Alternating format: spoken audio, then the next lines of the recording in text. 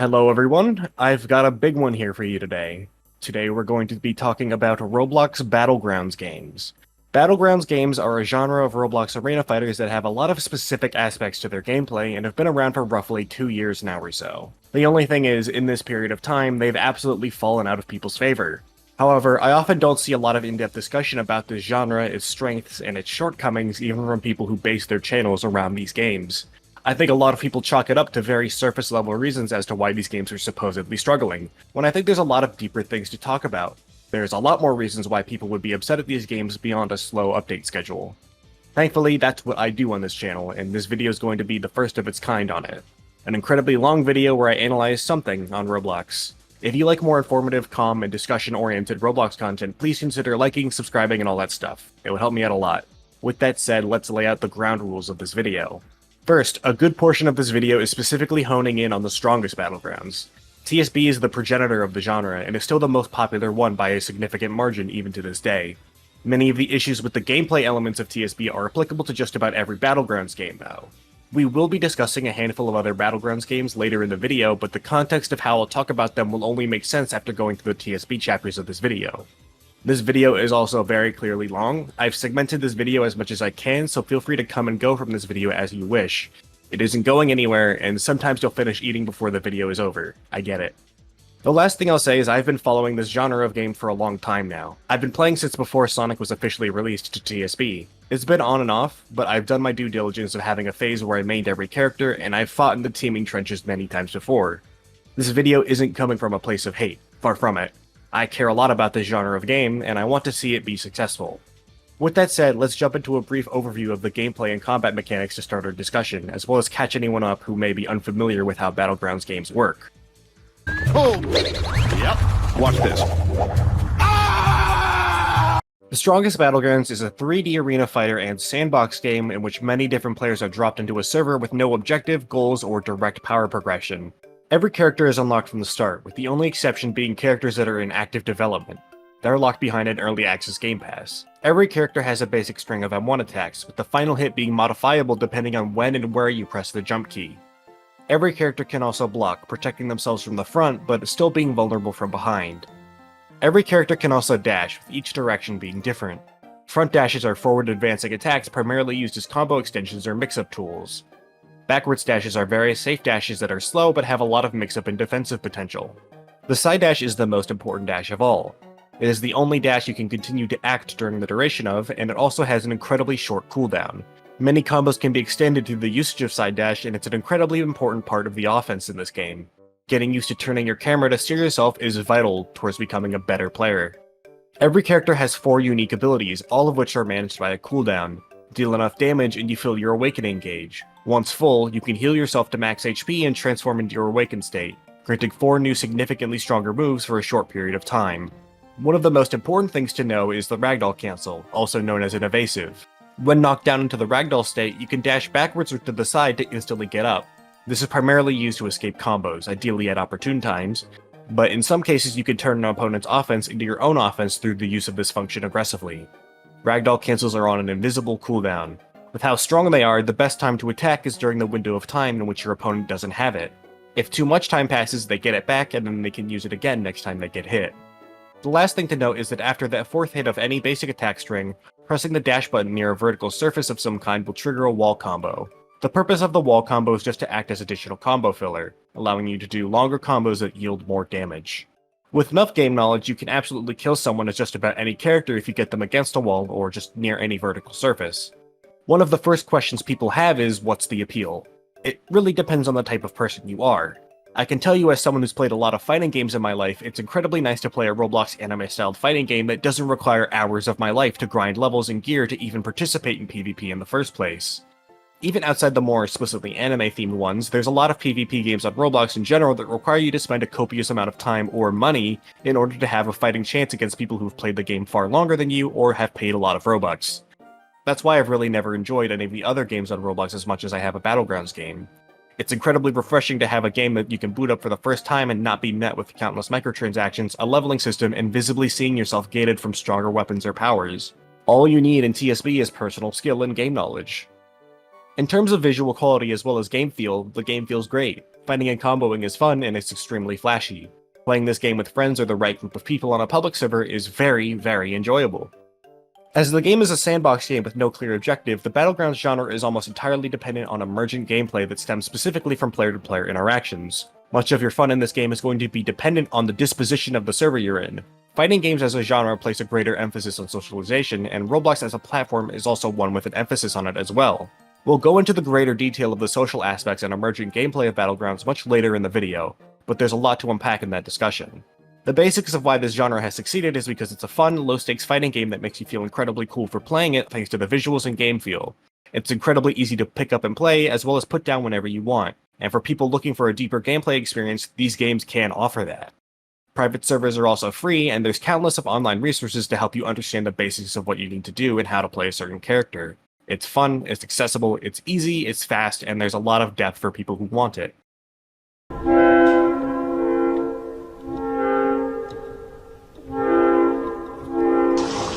When people think of fighting games, one of the first things they think of are combos, and I do think it's important we talk about them first due to how impactful they are in the grander points I'll be making. TSB has a very low time to kill if you're able to get a full and optimized combo off. A full combo utilizing all of your abilities can deal anywhere from 80% to 110% damage. This means in roughly 2 to 3 successful hits or interactions, you can typically kill your opponent. The reason it takes up to 3, and possibly even more, is due to the ragdoll cancel. The main thing you need to know right now is that as long as your opponent has their ragdoll cancel, you should use as few abilities as possible, and ideally none at all until they use it. That way, the next hit you get after they use it, you have all your abilities ready to do a full combo utilizing as many abilities as possible. This is where we come to my first big criticism of the Battlegrounds genre. There's really just not that much intrigue behind combos. There's very little incentive to change combo routes or learn specific combos. Looking at every character on the roster, they only have access to 4 moves, and each and every one of these moves is designed with one primary factor in mind: how they're used in combos. It's a lot less about mechanical execution and timing, and far more about simple game knowledge.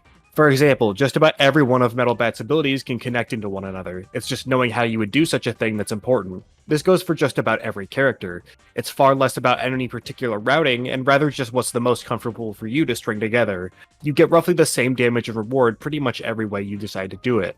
From there, it's really just knowing your cooldowns and optimizing them to the best of your ability, but that's also just not very necessary. Once you get your basic damage dump combo down, you'll mainly want to know how you can do the most damage as possible to someone without giving them an opportunity to evasive. While technically every character can do damage to someone before they evasive, not all of them are created equal in how much damage they can do. Saitama is capable of doing more than half your health in one combo with no room for people to use their evasive, which is one of the reasons he's so frequently played in community competitive matches. He only needs 3 abilities to do this, with the ability he doesn't use being his actual most intentional combo extension ability. Now, it's worth noting that this combo that Saitama does is only achievable through tech. TSB has probably some of the most vibrant and diverse selection of techs across any of the Battlegrounds games, with many different characters having small optimizations or variations you could do on certain moves. It is important to note that most of these moves probably aren't intentional, and that shows because a good portion of them are all ping-based. So not only can you not practice them against dummies due to dummies not having the same type of latency that players do, but also these techs can just straight up not work if your ping or your target's ping is too bad. Now, you don't need to utilize these techs to get results, especially on your average public server, because again, most characters will still kill in 1 to 3 interactions anyways. If anything, using some of these on a public server is like hunting a rabbit with a cannon. It can be pretty overkill against certain players. So, my main criticism, in short, is that abilities on the majority of characters have very little reason to be utilized outside of combos, and a lot of the more interesting stuff that is a part of combos is only there because of Roblox engine jank, rather than anything super intentional from the game design perspective. Many fighting games out there have combos for specific purposes: corner carry, meter build, putting your opponent on the defensive and forcing them to guess, all different combos that offer different utility. While again, TSB isn't a 2D game, so not everything can translate over 1-to-1, but that doesn't mean combos have to be as straightforward as they are on every single character. That doesn't mean combos should only care about one thing, being damage. I wish there was more intrigue here. To take this even further, let's talk about everything around combos and what it actually takes to get one started. To anyone actually seasoned in fighting games, you know combos by themselves are not the full story on a game's rhythm and overall combat system. After all, you still need to land these hits in the first place to start your combo. Let's talk about neutral and the mechanics surrounding it. Once you familiarize yourself with the game enough to find yourself fighting players of similar, equal, or higher skill, You'll naturally start to participate in what I like to call the Battlegrounds dance. We'll call it that in this video as a shorthand. The dance can be seen in just about any video from a good player playing a Battlegrounds game. Jumping around at medium range, side dashing a lot, attacking while walking backwards, and a lot of side dashing in general. You just need one basic M1 hit to start your combo and deal potentially high damage, so fishing for your hit while avoiding being hit is very important. The Battlegrounds dance doesn't happen in every fight. Notably, lower level players tend to just forego it entirely because they just don't know the game yet and are either far too aggressive or simply just don't know what they're doing. If you also attack someone who isn't prepared to fight, it can often be hard for them to find their own rhythm and establish themselves, also foregoing the dance entirely. Knowing how to engage in this dance is incredibly important. You need to be able to assess the habits of your opponent and even in some cases make some reads and hard predictions on their movement. You'll also have to be aware of your own habits and making yourself predictable as well. You want to avoid doing that. This dance is also important for our next major reason, passive play. Passive play refers to fighting slowly, carefully, and defensively as opposed to aggressively. Fighting games tend to favor a certain playstyle, whether they mean to or not. In a Battlegrounds game, offensive play can be tough due to the game being 3 dimensions of space instead of the typical fighting game 2. To add on to this, many of the unique elements of a Battlegrounds game tend to favor the defensive and passive player. Let's look at the ragdoll cancel. As mentioned earlier, combos in just about every Battlegrounds game revolve entirely around this mechanic, whether they mean to or not. Comboing and dealing meaningful damage is just not possible while they have it, so you either need to get them to burn it or not let them use it at all. Most characters aren't Saitama, so they have to go with the former. Like everything in TSB, it's on a cooldown, an invisible one at that. All you need to do to earn your evasive back is buy time. Ragdoll cancels are most comparable to a burst in a fighting game. These are quick shockwaves that push the enemy player off of you, allowing you to escape combos as they happen. However, if your opponent is ready for a burst, they might drop the combo and then try and block it. If their opponent successfully blocks the burst, they can punish the burster. There's a lot more that goes into the mind games of bursts, but it's a very involved mechanic in which both players and their decisions matter. Beyond that, regaining your burst after using it typically means you have to engage with your opponent, whether this be taking damage, dealing damage, hitting a person's block, or simply just moving closer to your opponent. Passive play in fighting games tend to yield less resources. Compare this to the ragdoll cancel. While you can predict when someone might use it, predicting what they'll actually use it for is the hard part. Using it defensively, the ragdoll cancel is a free reset back to neutral you cannot safely contest. As long as your opponent doesn't switch gears, you'll just have to land another hit and deal damage. If they use it aggressively, it's very risky to try and turn it against them. You'd have to not only read when they use it, but then what they'll do after using it and counter accordingly. In most cases, it's a lot safer to just side dash whenever you think the opponent might try and use it aggressively. That way, you avoid getting hit at all and force it back to neutral. I've been hammering this point home, but once your opponent does use their evasive, there isn't really any reason for them to engage you after that point. They've now taken damage, which they can regenerate by waiting. They also get their cooldowns, both abilities and ragdoll cancel, back by simply waiting too. We're also not out of incentives to play passively, not even close. Let's now look at blocking. Blocking is insane in these games. If you're familiar with fighting games and know what the term plus and minus means, imagine if everything you did on block was so minus that you could be punish countered off of any attack. That's a Battlegrounds game. M1 trading is the concept that if an M1 attack gets blocked, there's just enough of a window to counter with your own M1. In some Battlegrounds games, they even put additional end lag on an attack that hits a block, just to make it that much easier to do. What this means, you can absolutely do one attack, get blocked, and then die for it. This applies to skills as well as forward dashing. Unless a skill specifically bypasses block in some way, it's likely unsafe and punishable with a quick side dash M1. Even if a skill does bypass block, it's not uncommon for the person blocking to still get some notable advantage. Garo's flowing water launches much farther and faster on someone who blocked it, making it impossible to follow up with any of his other combo moves. Most of Genos' moves only briefly stagger instead of ragdolling and deal less damage. What I'm trying to point out here is that passive or defensive play isn't just an ordinary playstyle. It's the playstyle that specifically takes the most advantage of the system mechanics and current balancing of the game.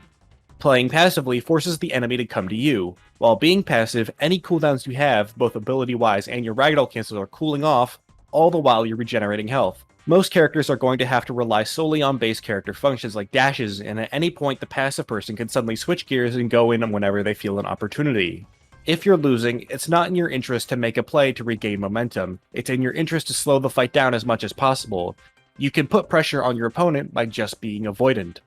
I bring this up because passive and defensive play is heavily seen as dishonorable or cheap in the community of these games, when most of these games are basically asking you to play them in such a way. I'm getting a little ahead of myself here though. Let's drive this point home by talking about character design and how some get more than others. Character balance in a game can never be perfect. By the simple nature of having multiple characters, you're signing up for the fact that a game can never truly be balanced. You can make it as tight as possible, sure, but I'm of the belief that the point of balance shouldn't be making every character as equal as possible because that's just boring. Rather, every character should just be in a state where they're both fun to play as well as fun to play against. This game has a very hard time with the latter part. There's 3 characters we're going to look at specifically. All 3 of these characters have many things in common, but these traits make them some of the most hated characters in the community. Genos, Sonic, and Child Emperor. Genos is one of the few characters with a full 360 aimable projectile, 2 mobile offensive options, and a basic barrage attack that has multiple different usage cases. Most interesting about Genos is that 3 of his 4 attacks can't be normally blocked. Machine Gun Blow is the only one that can be blocked. That being said, this move can also just really kill anyone below a certain HP threshold, even if they're not actually being hit by it. Every other attack Genos does is unblockable in some way. Not only can they all still do chip damage, but they push the opponent around and can still be capitalized on under certain circumstances by Genos. Not to mention how ridiculously strong some of these moves actually are in terms of damage. Ignition Burst has a backward blast that can set up for its regular attack, but it can also be used mid-air to basically be uncontestable and just guarantee a hit in the neutral state. It's not really a move you can avoid if the Genos player uses it properly. Blitz Shot is his 360 projectile as long as he's mid-air, and with Ignition Burst and some of his finishers, he has a way of getting high enough in the air that again, most characters cannot contest this move.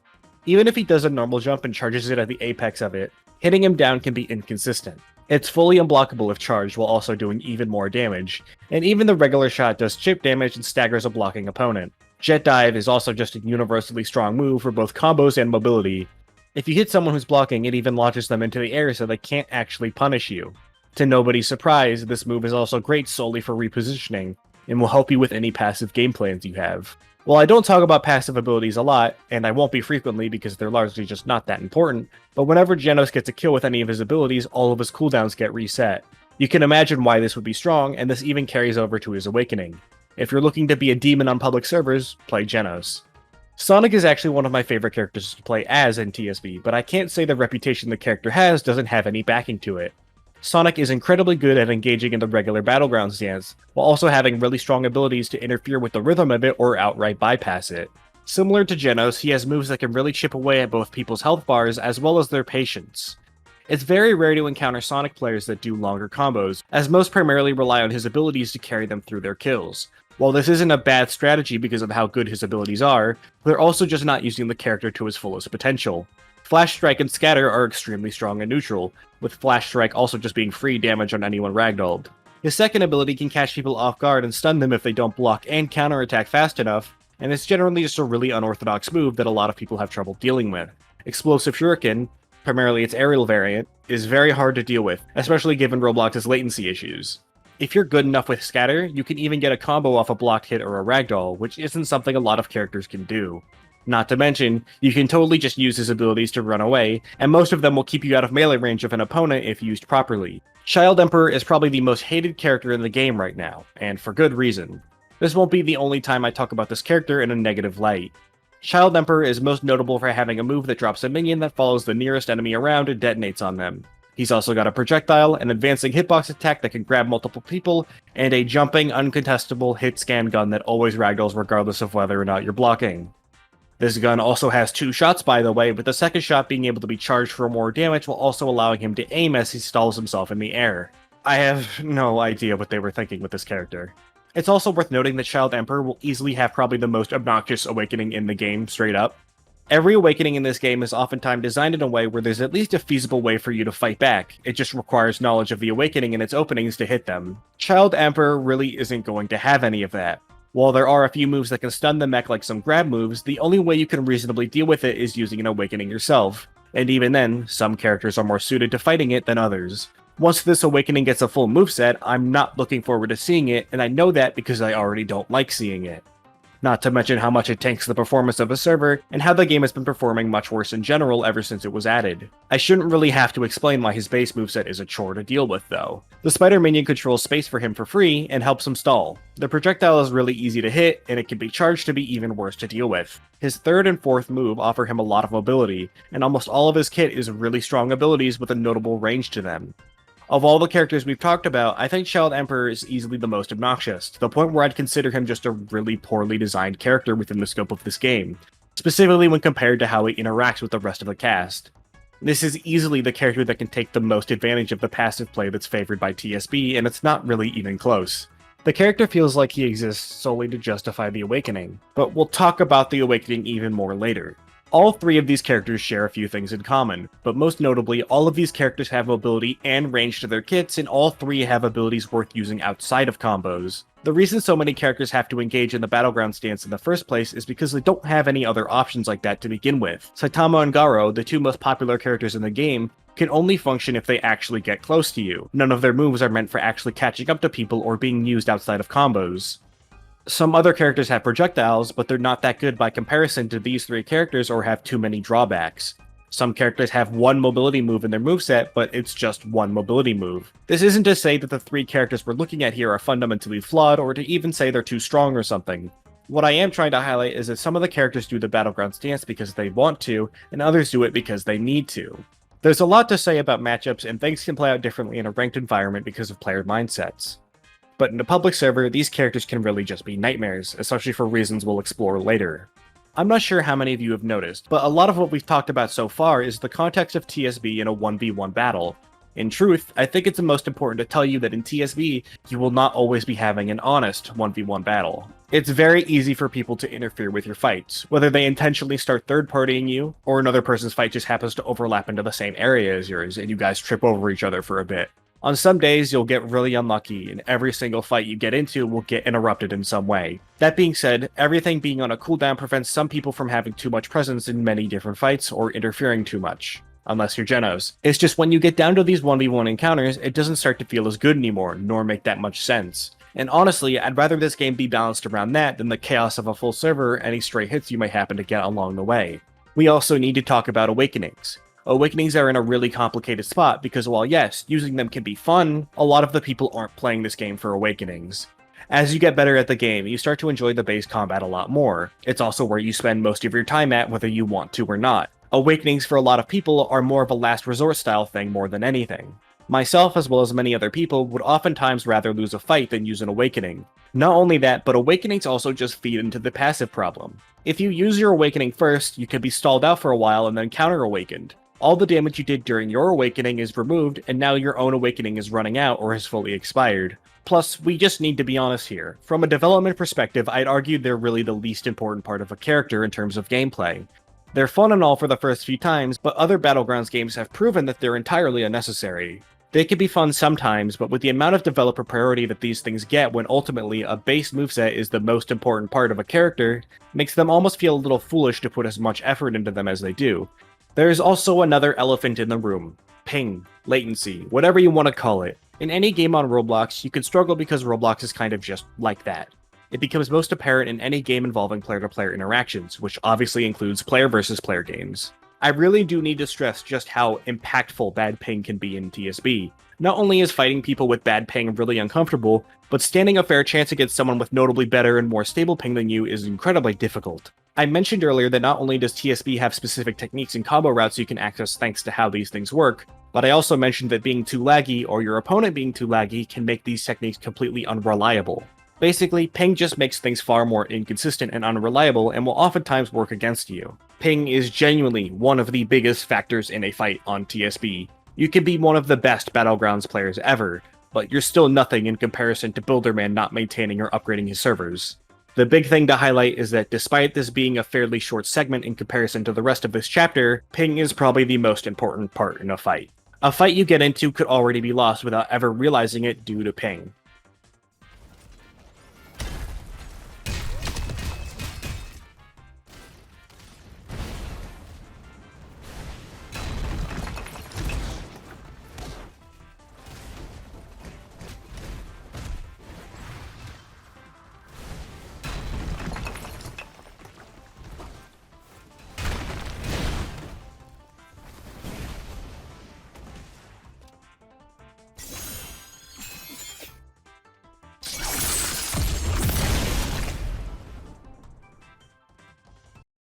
Super Smash Bros. Melee is a popular platform fighter in which the highest level of play is defined by extremely high APM characters with fast speeds, high mobility, and an emphasis on aggression and momentum. No character represents this more than the undisputed toppest of tiers in the game, Fox. To a lot of people, Fox is Melee. And that's one of the big reasons why people hate Hungrybox. Hungrybox plays Jigglypuff, and Jigglypuff is notable for its ability to be extremely strong at numerous different styles of defensive play, allowing it to slow the game down should it need to in order to turn the tide in its favor. Hungrybox is a good player. Not only is he one of the greatest Jigglypuff players of all time, but he's also one of the greatest Melee players of all time. Despite this, and Hungrybox being one of the few Jigglypuff players to consistently be able to compete at the most competitive levels of play in the fiercest of tournaments, people hate him, because of the character he plays. To these people, Jigglypuff is not how Melee is meant to be played. This has absolutely led to an outcry for rules to be changed, all to ultimately try and spite HBox specifically and his playstyle. It's quite an oversimplification of events, but it does have a point. There's a lot of parallels that can be drawn to the Battlegrounds games as well as their community. Melee does not come in its competitive state out of the box. It's through changing in-game rules as well as community-made rule sets that dictate the game at a competitive level. And that goes for every Smash Bros. Game. Competitive Smash isn't necessarily the game at its most competitive, it's more so the game that the player base would much rather be playing the most. The skills that competitive Melee tests are the skills that Melee players value the most culturally. That's why so many stages are often banned, items are disabled, and things like that. These rule sets are created to push, endorse, and reward specific styles of play. Melee is an example of it being done to favor more fast-paced and aggressive playstyles. In the case of Melee, people don't like Jigglypuff because Jigglypuff isn't good Melee. Characters like Sonic, Genos, and Child Emperor were added to the game, but one of the big reasons people hate them is because what these characters have that make them unique. These are traits that not a lot of other characters have. These characters have moves that are consistently worth utilizing outside of combos, while also having mobility and power baked into their kit as a whole. It can feel like that at times they have a disproportionate amount of it compared to the rest of the cast. These characters can also take advantage of not just the combat mechanics, but also the nature of the game being a 3D sandbox space the best, and because of that, they can be really obnoxious to go against. Playing these characters, particularly in the fashion the game heavily enables, isn't good Battlegrounds gameplay to most people. If you take a look at the community at large, almost everyone plays Saitama or Garo, because these characters specialize in the thing that TSB players value the most, the same way that people value something like Fox in Melee. These aren't just the coolest characters to people aesthetically, but are also just seen as the most honorable or skillful characters. I'm not saying that the feelings of hating characters in TSB are unfounded, but rather instead of blaming players, I think it's important to understand the bigger picture on why any of this is happening in the first place. In short, don't hate the player, hate the game. It's not that these players themselves are the problem, most of the time, it's that the game allows and endorses this style of play in the first place and doesn't do anything to check and balance it. This city is ready to explode. This city is ready to explode. My name is... This is probably the most TSB-focused chapter of this video, because there really is just a lot here to criticize about TSB specifically. I first want to talk about the ways this game chooses to monetize itself, as well as how it relates to player customization and the hypocrisy surrounding such things. The only form of progression there really is outside the advancement of your own skill and game knowledge in this game is through kills. Kills will unlock cosmetics for you to use, but look at these kill amounts. You're buying these with Robux if you have any sort of respect for your own time.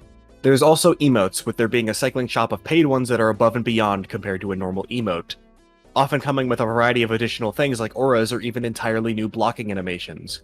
However, I have an issue. Some of these emotes cost 800 Robux. That's $10. Believe it or not, the price isn't the issue. If you want to spend that money on an emote, it supports the developers. Go ahead. My problem lies in the fact that some of these emotes get really intrusive. Paid $10 for the solo leveling emote to get an NPC minion that fights alongside you, visibly attacking an opponent and causing stun, as in stun animations. These summonable helpers don't actually help you, they just look like they do, to both you and your opponent. If you go back and look for videos on these emotes, you'll no doubt find videos of YouTubers who got these emotes early abusing the fact that people thought they were being hit when they really weren't. So naturally, the developers do what any rational developer with the bare minimum respect for their player base should do, and added an option to disable these summons from being seen from a client-side perspective. I think paying $10 for a cosmetic that can be disabled by other players because it's annoying is kind of funny. I totally get why the option was added, and it's a good thing that it was. However, I now find myself asking this. What about dodging animations, or really anything else that interferes with the visuals? I mean, even auras can kind of interfere with the visual clarity of the game, especially if you stack 4 at a time. Have you seen the types of people that make their avatars look like that through the regular cosmetics in this game? And now you can throw on summonable NPCs, an additional aura through an emote, unique blocking animations, and so much more. I'm making a point of blocking animations here because blocking doesn't have any animations in the first place. It's absolutely going to mess with people. Then you have people who also use packages for the express purpose of making their arms and legs harder to see as to give themselves an advantage. You have the disable package option to prevent people from doing that. So now I ask two things. The Kill Sound Game Pass is only 199 Robux. People will buy this Game Pass, and if you know anything about sound IDs on Roblox, you can understand why people have been requesting for the option to disable kill sounds for the past 2 years non-stop. Yet you can't disable them. You're just going to have to listen to them. It's not even when they'll kill you, you'll naturally just hear things through other people fighting on the server. I have no idea why the option to disable them has never been added yet. The moment we get a bunch of paid emotes that are very clearly going to impact the visuals and playability of a game, these emotes are released with an option to disable them. Both of these things can negatively impact someone's gameplay experience and aren't necessary to the core gameplay nor visual or audio identity of the game. So I don't know why one can be disabled and the other can't. Especially when kill sounds can physically hurt someone's ears and can be used far more maliciously. Secondly, effect colors are a hotly requested feature to be added to TSB. Other Battlegrounds games have the feature, and it works just fine there. While some colors people choose are a little garish, I've never found them to ever confuse me on what someone is playing, nor does it impede my gameplay ability at all. Now, I don't have a source on this other than my own memory. I tried looking, I promise. I remember the TSB development team giving a statement. They didn't want to add the ability to customize your effect colors because it would jeopardize the visual clarity of the game or something. That's really rich, considering everything we've just talked about in the last 2 minutes. Clearly the goalpost has moved. Tatsumaki can't have pink or blue colors, but you can absolutely be a mess of auras and cosmetics and have an entire companion follow you around. We also have Monster Garo, who is completely identical to regular Garo in base animations and sounds, yet he's fine. Did I mention Awakening outfits also exist, which can absolutely cause gameplay confusion, as well as there being emotes where you can copy the appearance of other players. I see no reason why you can't add a Game Pass or update VIP to have custom effect colors for people who want them. It's probably by far the most requested feature for this game, and at least more than half your player base at minimum wants it, by the way. Clearly you don't have a problem adding an option to disable things that people paid for. You know, like the $10 emotes. Effect colors wouldn't really be all that confusing, either. The only confusion I can see is Monster Garo and regular Garo, but all you have to do is see them use one ability and now you know what moveset they're using. Or, you can make them actually distinct from one another in terms of animations and sounds. Really, effect colors wouldn't cause that much of a problem, at least not as much as an emote that makes you think you're in an infinite because they paid $10 for it. Some things are okay, other things aren't, despite the fact I think there's a pretty clear path for you to take to please the most amount of people possible, while also allowing yourself to monetize your game even further. It just doesn't make sense to me. As TSB was the first of its kind, it set the trend for these games having free private servers but having a paid Game Pass to access server commands. I don't mind this at all, especially because it gives them a reason to add a lot more than just the basic expected commands to a private server.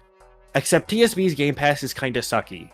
First of all, the UI is horrendous. There's basically no visual clarity to it at all, and navigating it is a chore. Second is that there's no finer control over any of the values. You either do the values the developers allow you to use, an on and off state for others, and that's it. You also have the fact you can only apply these commands to yourself, everyone else, or everyone. You cannot apply specific commands or attributes to specific people, unless that specific person is the server owner. I don't know how this Game Pass has been around for so long and it's still been this bad. I remember when there were commands to remove the walls, trees, and various other things from the map, and you just can't do that anymore for whatever reason. There's also build mode. Build mode is okay if all you're looking to do is build an additional map and maybe a few funny, silly game modes. It does allow for slightly deeper freedom, but it doesn't have as much as some other games do. It's nice, but there's massive room for improvement.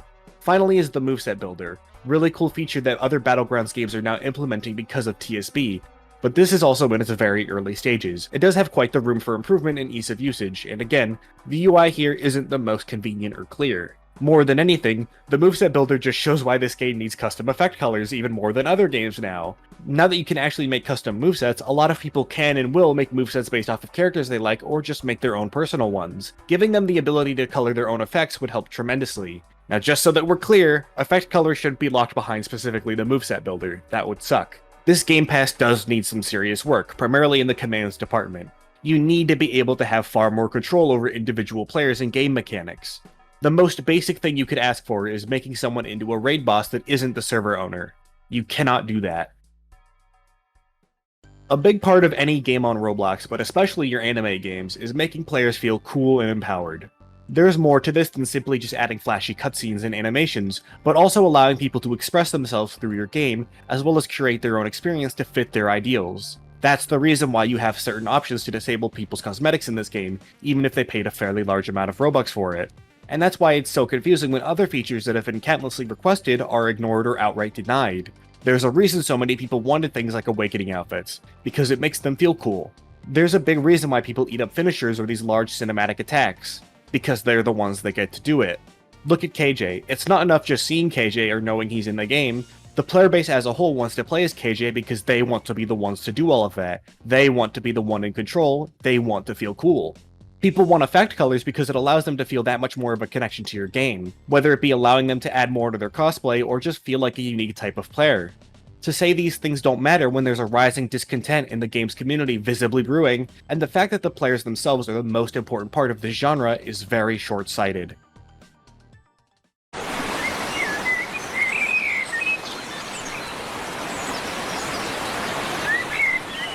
I mentioned this term at the start of the video called emergent gameplay.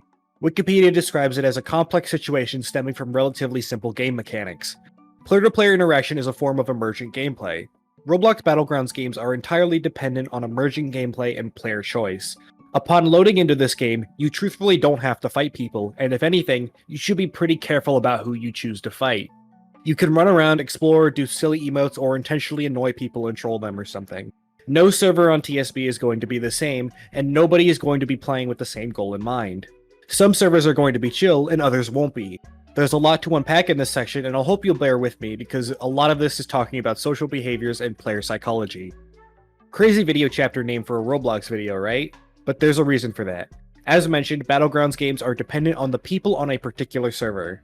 The people you play with are one of the largest factors in how much fun you'll have playing a Battlegrounds game. There are people who will see a new player and actively try and teach them should they ask, and then there's people who will see new players as nothing more than a free kill. I can't go over every type of person you'll meet in a Battlegrounds game, but there's a lot of common types that are pretty easy to identify. An extremely common type of player are players who feel personally insulted by you attacking, fighting, or killing them, and will go out of their way to ruin your experience for the rest of that server. They'll only feel like they've truly beaten you if you leave first, even if you consistently dunk on them during that duration. There's also oftentimes fairly friendly people on the server who are either fight avoidant or mix in between fighting and being friendly. If you see a group of friendlies, it's important to know who is being friendly with who, because attacking one might end up aggroing every single person in that group onto you.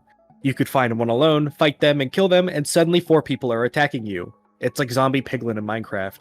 Just the simple act of playing the game can have rippling consequences you don't see until they're already on your front doorstep. Killing one Saitama player in TSB might have him pop his awakening out of sight, and then run into you with death counter activated while you're hitting someone else. All of this to say, you can make rivals, enemies, and allies on a Battlegrounds server whether you want to or not.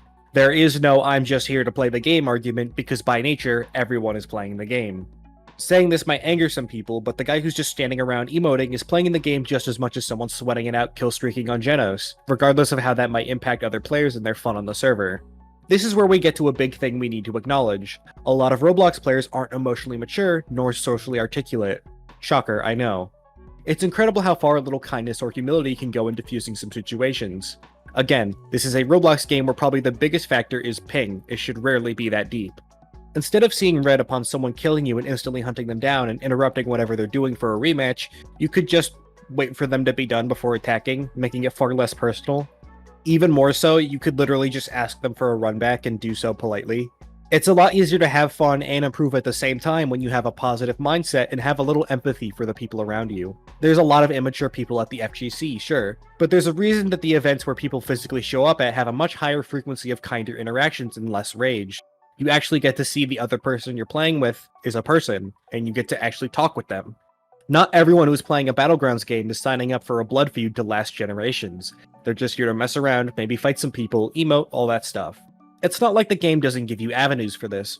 Ranked exists, and there's plenty of communities in these Battlegrounds games where you could also find people dedicated towards fighting and improving. Not everyone is going to be kind to you, and you don't have to tolerate someone who's going out of their way to target you or make your experience worse in some way. You could always just server hop. But that's how losers think. It's about sending a message, it's about winning, it's about proving I'm the better player. For a game with no actual win or lose conditions, people get really obsessed with feeling like they won an exchange. Egos run rampant in this game. It's a lot easier for people to get angry than be kind or have some humility, and honestly, I don't blame them entirely. These people also like the game, they have fun playing it, they're passionate about it. Lots of these people are probably teenagers or younger. It's only natural that one's passion and love for a game can manifest in getting angry at feelings of inferiority or losing a fight, especially for younger players. It's a lot easier for kids to attach their self-worth to how good they are at a Roblox video game. And the thing is, many of these games, and especially TSB, actively encourage this behavior. TSB has so many emotes specifically designed to add insult to injury, and with no clear objective for the game, it's easy for people to start butting heads over anything else. These games are practically fueled by ego and rage. Just look at the content made for these games and the biggest videos for it. It's all mostly about toxic players and some other kind of personality and fighting and beating them. And the thing is, while a lot of people hate it, I think this is mostly okay. As long as it doesn't teeter over into long-term harassment or hatred or something, I think it's perfectly normal and even fun in some cases to engage with players who are having an ego moment. It's part of the fun and experience of the game. Hopefully you're not really throwing harsh words at each other in chat or something, but again, it's emergent gameplay. I find it incredibly compelling just how being on a server and fighting a few people can have such rippling consequences on how things play out on a server socially. So while I do encourage more people to be positive and have some humility when playing fighting games in general, and I say that as someone who's passionate about the genre, I don't want to shame anyone who gets invested in these games and might lash out because of it. You're not going to be the best person you can be at every moment in your life. There is one specific tactic that does need to be addressed though, not just by TSB, but every Battlegrounds game. I think anyone familiar with the genre might know where I'm going with this, and might have been waiting for this thing to be addressed the whole video. Teaming is a concept in Battlegrounds games where people simply group up and work together to fight. It's one thing for someone to get really salty and constantly run back for rematches against one specific person. I think it's usually annoying and a little unhealthy at times, but it's ultimately part of the game, emergent gameplay and rivalries. It's very easy to leave the server if something like that happens and you don't feel like dealing with it. While teaming is technically not disallowed in any of these games and is a part of the just normal ecosystem, I do think it is a genuine problem. Not because it's unfair or dishonorable, but it's for a lot deeper reasons. Teaming, most commonly, isn't used in large-scale team fights, where it's actually fun to do so. It's to single out players who are alone and continuously target them, with very deliberate attempts to make their experience worse. A lot of the times, the targets of teammates are usually newer players or people who fall victim to those rippling consequences I've talked about before. A lot of targets of teaming also tend to be people who aren't looking to take the game that seriously, whether it be mechanically or emotionally. Having one guy single you out is one thing, but having multiple people do it to you is especially demoralizing. Imagine being a kid trying to fight someone only for an entire army of people to gang up on you over and over because of it. With new players, this negative experience of 2 or more players outright denying them the ability to play the game might mean that the new player might never try the game again. The first impression and experience you have with the game matters a lot, and it's just so overwhelmingly negative. And for a lot of reasons, you don't want to hurt new players. To me, I think it's one of the worst things you can do as someone who cares about video games. So teaming oftentimes is just targeted school bullying with intention to prevent people from playing the game as well as shame them. It does get worse though. A big reason why teaming is so prevalent is because there's realistically nothing anyone can do about it. There will be some teamers who are worse than you at the game and are also pretty uncoordinated. You can typically handle them individually, isolate them, predict them, use certain moves earlier, stuff like that. However, if you find yourself up against people who have actually thought about what they're doing and are at least trying to coordinate, there's nothing you can realistically do. Teamers take full advantage of the passive combat system design elements I criticized earlier in the Battlegrounds formula.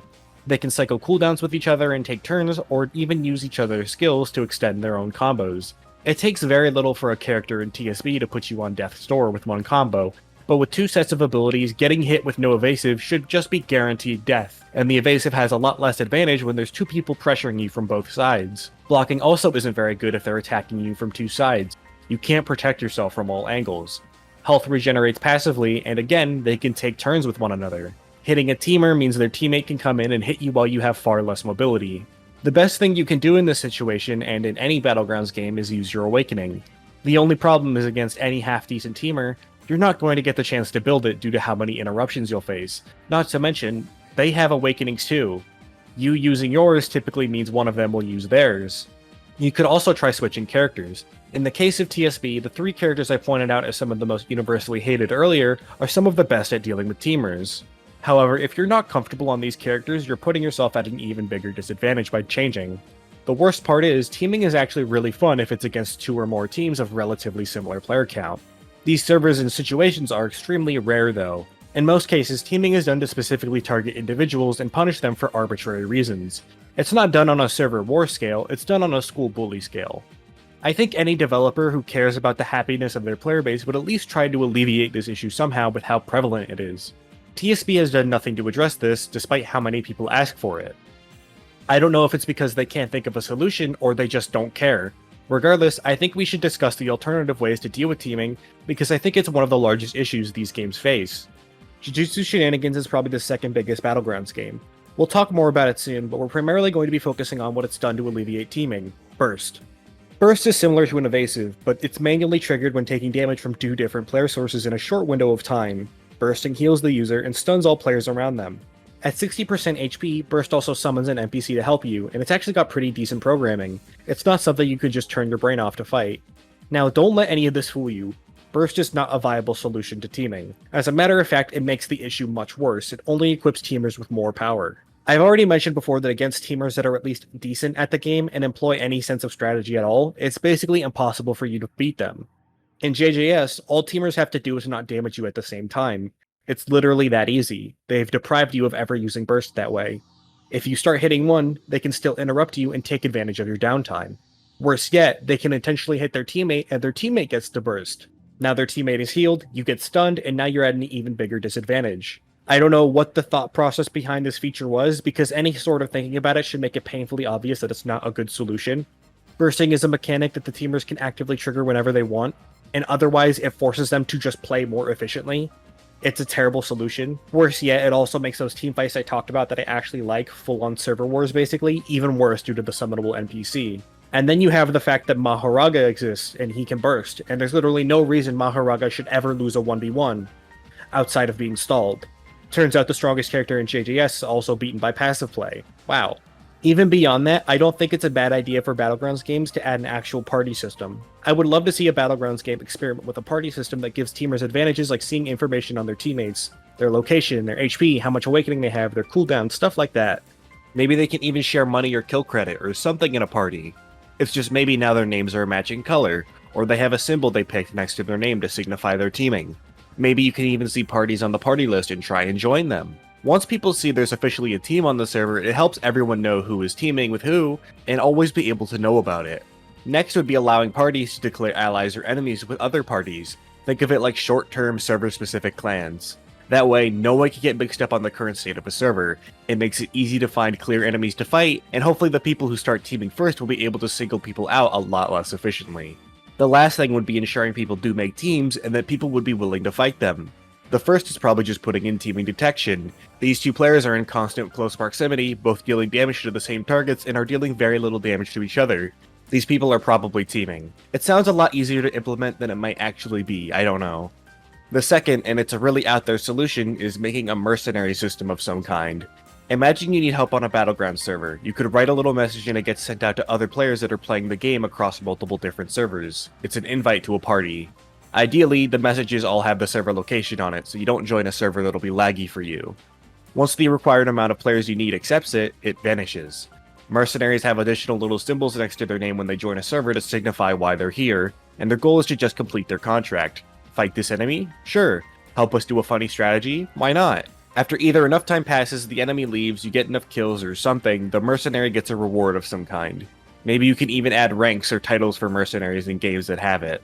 Is this an overly complicated system? Kind of. Is it a good system? I have no idea. But I think it's definitely interesting and pushes players more towards fighting. Teaming is inevitable. Battlegrounds games are a social game, and it's only a matter of time before people start pack hunting. There's a lot of ways you can encourage or discourage it.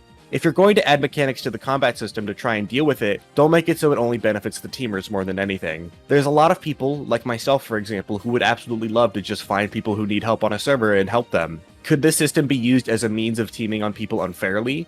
Maybe. But still, I've yet to see any Battlegrounds game actually truly try and address teaming. A lot of the times, you just have to hope that people on a server will help you, and they typically won't. Your only consistent solution is to try and outlast the teamer's attention span or server hop. Neither solution is fun. Sometimes the best thing you could do is just do your best to regulate it officially, by integrating it into the mechanics and systems of the game. As a closing piece, let me just say that teaming is kind of stupid if you're doing it just to single people out. It's one of those things that's almost always done to punch down. Punching down is lame. If you make a habit of teaming on players, especially out of some sort of arbitrary personal vendetta or something, I don't like you. You smell weird.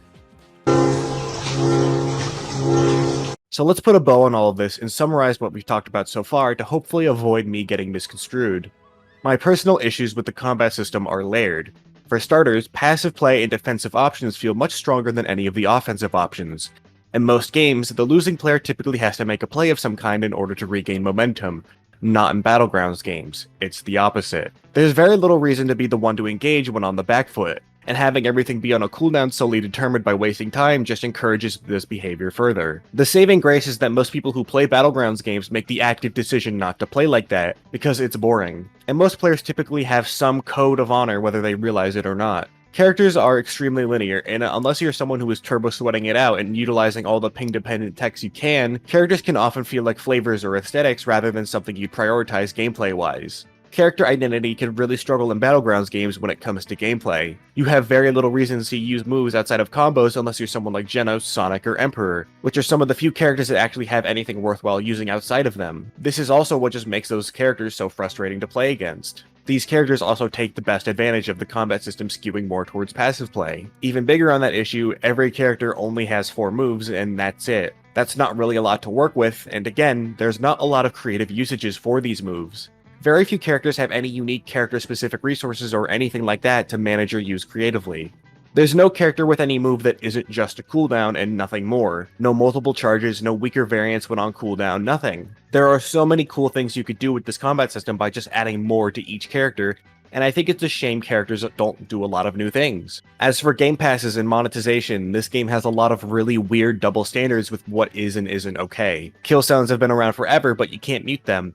Meanwhile, the emote you have to pay $10 for drops with the feature for them to be disabled for the main reason that people buy them. The reasoning for caring about visual clarity doesn't mean anything when you allow characters to become an absolute mess of auras and gigantic cosmetics combined with unusual blocking animations and no way to disable those. Private Server Plus feels like it's doing the bare minimum. With how important private servers are for your community, you'd think this game would do more, and regularly expand on what's there and add more freedom to it rather than just adding an entire new feature once a year and then leaving it to gather dust over time. Lastly, I just wish this game would do something about teaming specifically, just giving players some meaningful way to deal with it other than choosing to no longer play on that server. Not everyone is going to be able to convince people on that server to help. I'm not asking for anything in particular, I'm just asking for something.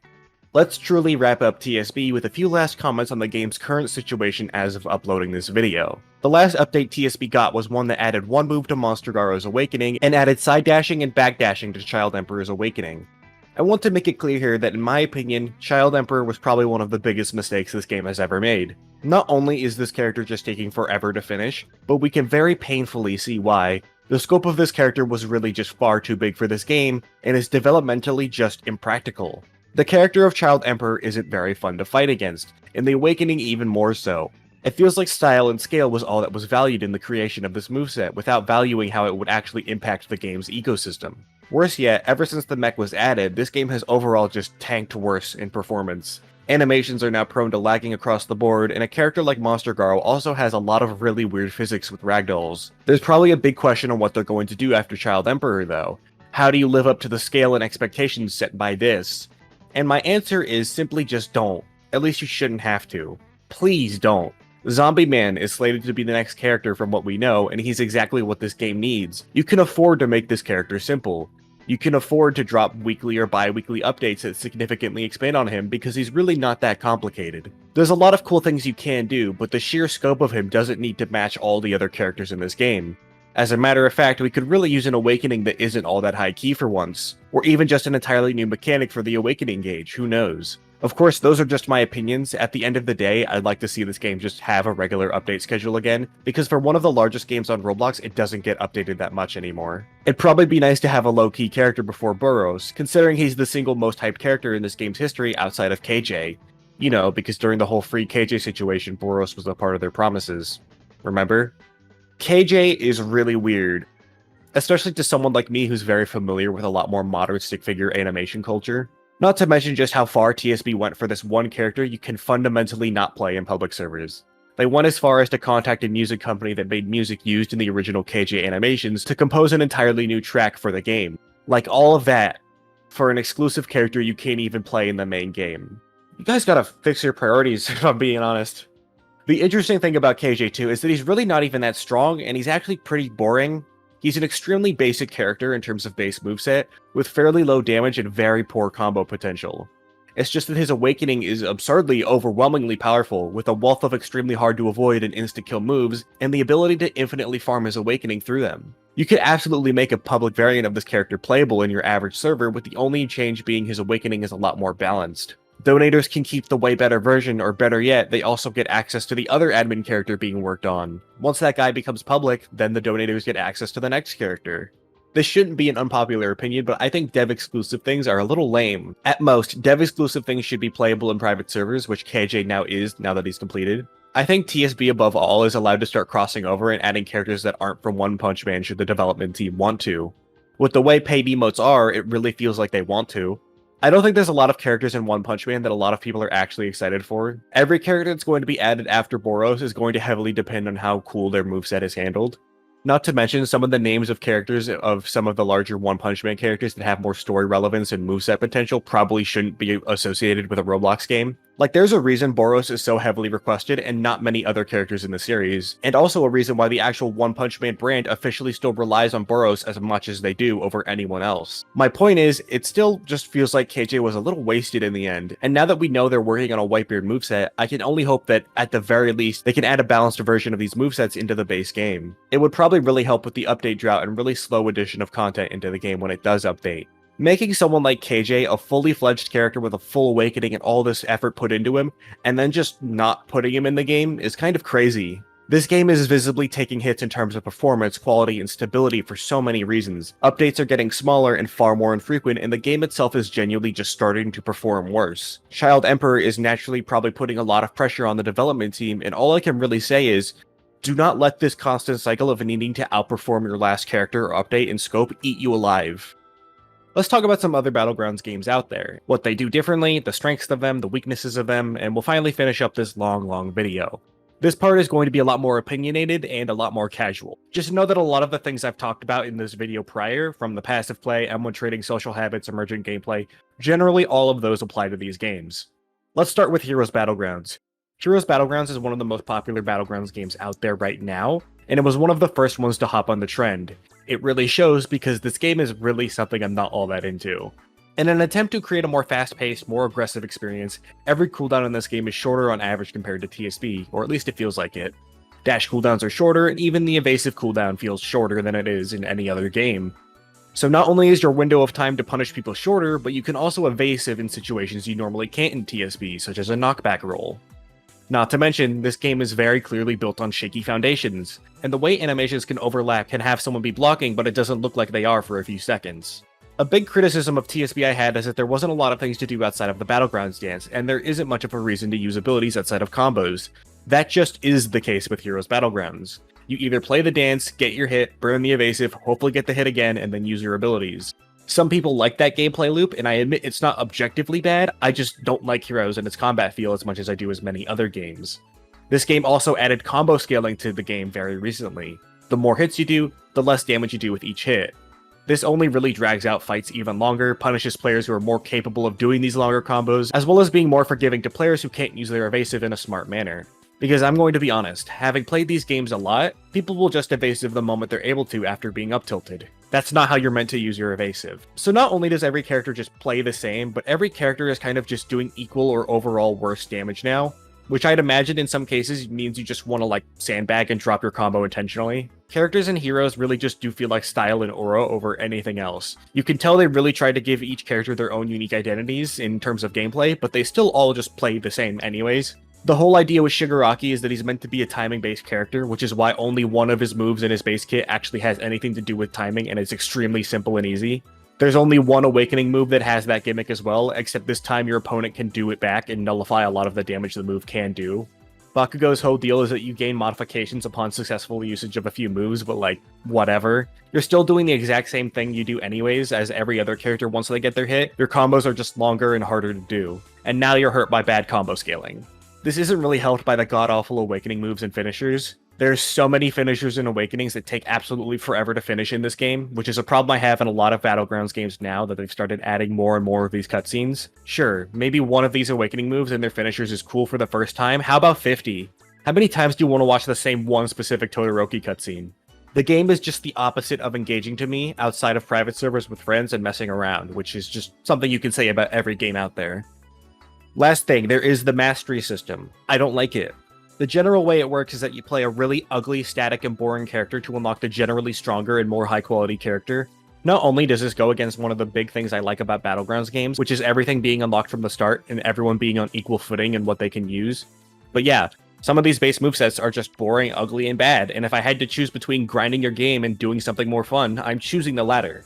Let's talk about JJS. JJS is a really interesting game. While visually it looks very off-putting and it is a little clunky to play, I think this game deserves its spot as the second largest Battlegrounds game currently. One of my biggest complaints about Battlegrounds games is when characters only have 4 moves, and these moves have very little reason to be used outside of combos. JJS deals with this by making each character actually interesting to play. The R special is a button you can push on every character, and with each one it does something different.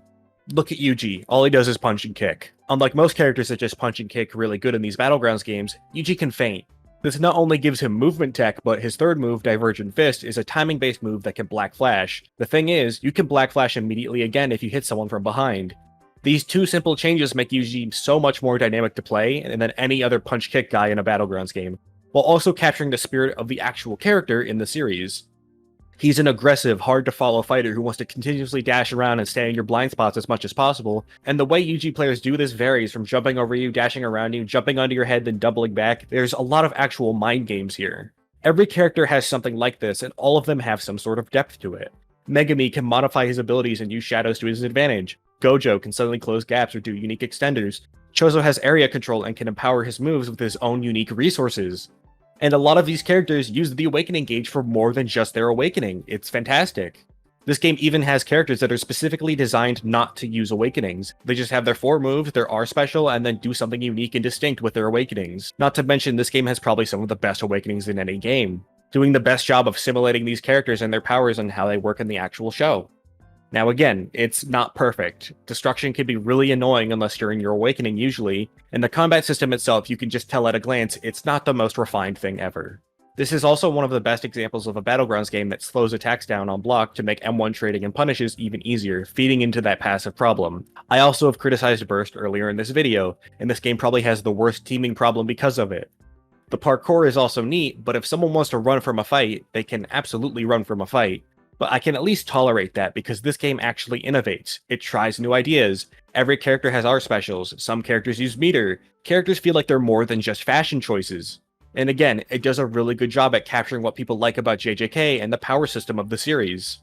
Oh yeah, and it's easily got the best private servers plus by miles. The menu navigator isn't super rich in terms of commands outside of the basics, but you can at least do the bare minimum of selecting specific players. For deeper mechanics you can access through the extremely rich build mode, with an entire logic system and the ability to change things like people's max HP and customize movesets quickly and easily. For what the commands don't do, you can supplement with build mode. It's also free, instead of a game pass.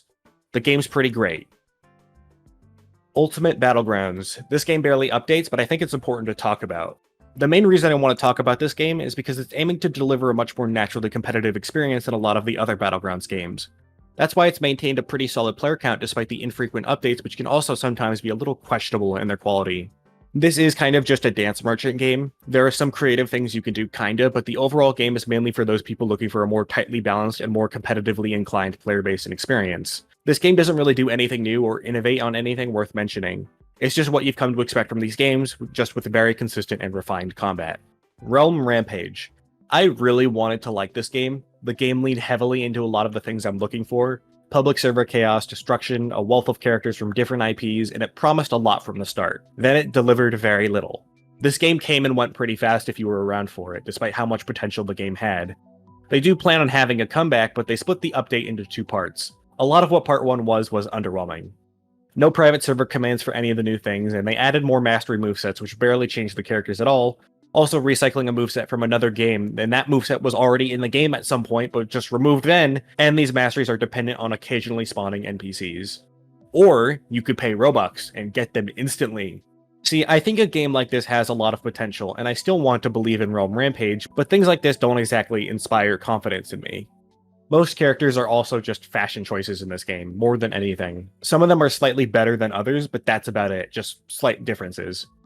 It's super easy to figure out a character if you understand the basics of a Battlegrounds game because almost all these characters combo in the exact same way. Some of them do have R specials, but they just don't open up as much as they do in JJS.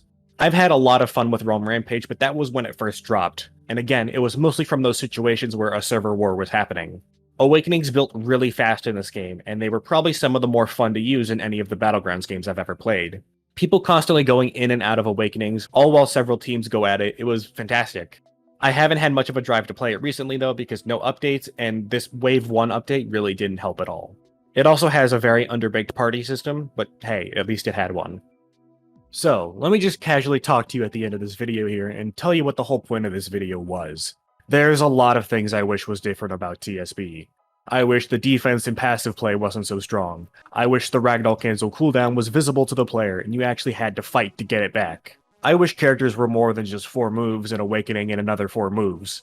I wish characters had more identity to them, from R specials and variants to possibly just straight up more than 4 moves. Each one has a very loud and pronounced visual style, which is good, but I want to see more from their gameplay identities. I wish there were more moves worth utilizing outside of combos and cooldowns, and maybe even some moves can be used on a cooldown, they're just weaker through some capacity. Maybe some moves have multiple charges. But maybe me asking TSB specifically to change these things when it's the original game is a little unfair. If the player count is anything to go by on TSB, maybe my criticisms of it aren't specifically the main point of this video. Hint, hint. While I did focus on TSB for much of this video, it was important for me to do that because of the goal of this video. TSB is the first of its kind, and it inspired a lot of other games. TSB itself isn't the main game that needs to do things differently, it's these ones. So many of my criticisms of TSB's gameplay can be translated over to all the other many Battlegrounds games. Roblox is a platform that touts itself on innovation, but a large part of that ultimately falls down to the players and the independent developers themselves. That's one of the big things the Battlegrounds genre needs more than anything. When a new Battlegrounds game comes out, rarely does it do anything new or interesting, nor does it expand or change anything about the formula's combat. That's why a lot of the new games that release tend to lose steam pretty fast. If I'm already getting a similar experience, I might as well stick to a game with more characters or games with more depth to them. Look at Doors, Pressure, and Grace. All 3 of these games are highly similar but do drastically different things from one another, resulting in all 3 standing on their own rather than just being different flavors of the same game. Do you think Pressure really would have found the success it has if it just copied one of its many inspirations a little too closely? I can tell you for a fact it wouldn't. It does a lot differently and it has its own clear vision on what it wants to be. You can say the exact same thing about Grace as well. It's seriously unique and special in the space it exists in. I can't say the same about any of the Battlegrounds games. Very few of these games expand on anything. Most sell themselves entirely through hype moments and aura. Ignore the fact you spend most of your time on your base moveset, and base combat is what people enjoy the most. We're going to dedicate months on end to making an extremely high-effort Awakening move cutscene that'll lose a lot of its flair after you see it for the 5th time. Every one of these games just copies the core elements and mechanics of TSB without ever truly asking themselves why these things are there or if they truly like them in the first place. I don't want to sound like I'm blaming the developers of these games entirely. I do think for a lot of them, it's just as simple as I want to make TSB, but with the characters I like. I don't want to sound like I'm saying TSB or these games need to uproot their entire core gameplay identities. TSB doesn't need to make defense weaker if it doesn't want to, and I'm not saying it should, but the problem is we're really starting to see the fatigue now. Every game is updating slower, and each update does very little to make the game stand out more beyond the expected. You hop on, try out the new stuff for a bit, and then hop off until the next update. Seriously, this is just my opinion, but Awakenings and the amount of focus they get is just weird. I'd rather Awakenings actually be dynamic and interesting to use rather than just the move that kills you in a cutscene. Or again, just putting that effort into a character's base over anything else, or something different, new and fun to engage with. And that's why it breaks my heart to say that when these games do try something new, they don't do it very good.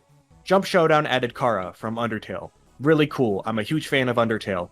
only to find out it's done through a boss that spawns during certain intervals, and you have to fight it in a boss arena and it's still got PvP enabled inside, meaning there's griefing potential. And you don't even get the character guaranteed, so you'll have to do it multiple times to unlock them and just hope RNG is nice to you. So I'm not going to play your update. Sorry, I have standards. There's a lot of things in my life that require my time, and I would rather not deal with people who already have the moveset preventing me from getting it because PvP doesn't get disabled, and I have to wait so long for the boss to spawn in the first place.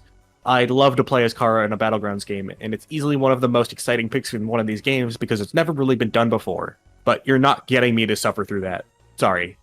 It's not the first game that has done something like this. Heroes Battlegrounds also has a character you will knock through a boss, and it's RNG and takes time and waiting for it to spawn, or you pay money to have it spawn. Isn't that cool? I can't tell you if the Kara boss and Jump Showdown spawns on private servers or not, and I don't feel like giving them Robux to try it out. I'd rather you just be able to spawn the boss, and while the boss is alive, it disables all private server commands and then grind it out with friends, which actually is what happens on Heroes if you play on private servers and don't disable Nobu spawning. It's pretty nice. PvE in general is just one of those things no Battlegrounds game has ever actually tried to engage with in a positive manner either. Heroes has it just be a singular boss where it's RNG on whether or not you unlock the thing you want, and you either have to wait or pay for it. And now Jump Showdown added a boss and it's basically just the same thing, but even more time consuming and frustrating. There was this game called Unlimited Battlegrounds that actually had PvE dungeons. If you wanted to play them, well, get ready to spend Robux, buddy. Clearly that worked out in the game's favor. It's pretty crazy, because some of the most fun I've had in TSB is just playing around with the really old janky Roblox enemies from the Hunt event with friends, doing our best to just survive against them and fight them to the best of our abilities. There is a market for PvE in these games, it's just whenever it gets added, it's always designed in a way to drain your time, money, or both. These are my main actual criticisms of the Battlegrounds genre. For as many problems I have with TSB, it's at least the first of its kind and doing its best to make the entire game better and more accessible to as many people as possible. This is about the Battleground genre. There are so many Battlegrounds games now, but very few of them actually build upon the framework established by TSB in unique and interesting ways. When PvE is added, it's designed to drain time and money. Characters get added but are locked behind ridiculously time-consuming grinds. When developers make a new character, these characters are nothing more than fashion choices, all playing the exact same way and comboing the same way as well. They spend months working on awakening moves instead of diversifying their game, giving more reasons to play it or new base moveset tools to use to make an even more compelling game to engage with. All of these games end up favoring the more passive player and have strong defenses. All these games have a teaming problem and basically none of them manage to address it meaningfully. You spend all these time making these characters only for them to basically play the exact same and have the same strategy. The genre's biggest issue is that it's stagnating, and it's refusing to try anything new within the genre, and whenever something creative is done, it's done in a way that's too predatory for my liking. All of these games are just doing the exact same thing over and over. All of them are getting stuck working on awakenings, which are things that people tend to want to avoid using in the first place when actually playing the game, and they spend an overwhelming amount of time on it. It's just so frustrating to see every single game do the exact same thing over and over, and just be stuck in this state that it's in. You can copy the formula, but no one's actually truly putting their own spin on it. Your own spin on the Battleground genre is that Deku is here instead of Saitama. That's not super interesting. Your own spin is that the Combat God stick figures are here for the 50th time, because that's something that people like for some reason. Your own spin is, oh my god, the Awakening has a second Awakening stage. Oh my gosh, wow, that's so crazy. Oh my... I'm gonna normal punch a hole in my wall. Of all the things, I just want Battlegrounds games to try something new. Make PvE actually interesting instead of just having it so you fight a boss over and over to unlock a character. Make characters that have more than just 4 moves. Prioritize something more than just hype moments and aura. Make characters that actually clearly play differently from one another and don't need to rely solely on the Battlegrounds stance in every single fight you do. There are so many good ideas out there, and it's incredibly easy to come up with ideas. The people who call themselves idea guys don't realize that everyone is an idea guy. It's that easy. And that's why I'm so shocked there's just such a scarcity of fresh ideas in this game that aren't done in a way to drain people. That was my analysis, followed by a rant of the Battleground genre. If you like this video and want to see more, be sure to like, subscribe, and all that stuff. If this video does well, I'll do more long-form content about stuff. If it doesn't do well, that doesn't matter to me. I wanted to make this video and air out my honest grievances with these games and the genre as a whole. Nobody else is saying these things or questioning the status quo that's been established. Everyone is just looking at each other and nodding, going, oh yeah man, these games are bad now because they don't update as much, despite there being far more to the conversation than just that. If I don't say it, who will at this point? Hopefully, I'll see you in the next one, and I'm hoping these games can pull themselves out of the slump they're in. Take care of yourself.